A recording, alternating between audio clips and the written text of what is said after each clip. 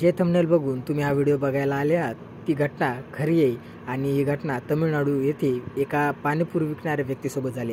तर व्हिडिओ सुरू करण्यापूर्वी आपल्या यूट्यूब चॅनलला सबस्क्राईब करा। चॅनलला सबस्क्राईब करणे हे अगदी मोफत आहे आणि याचा फायदा असा की आपण जेव्हाही वेगवेगळे माहितीपूर्ण व्हिडिओज अपलोड करू ती सर्वात पहिले तुमच्यापर्यंत येतील। तर चला व्हिडिओ सुरू करूया।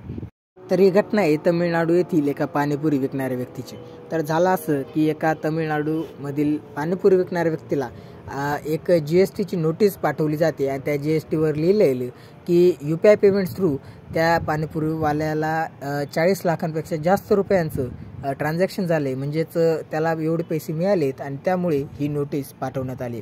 आणि मागच्या काही दिवसापासून ही जी नोटीस आहे ती सोशल मीडियावर विविध प्रकारच्या प्लॅटफॉर्मवर व्हायरल होत आहे आणि एक मीम्स तयार होत आहे की आता खरंच करिअर शिफ्ट करण्याची वेळ आली आहे का।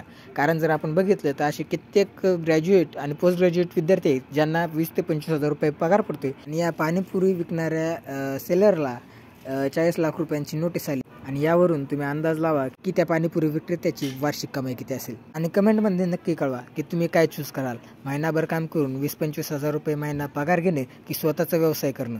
आणि व्हिडिओ आवडला तर लाईक करा, शेअर करा, चॅनलला नक्की सबस्क्राईब करा। आपण भेटूया पुढच्या व्हिडिओत।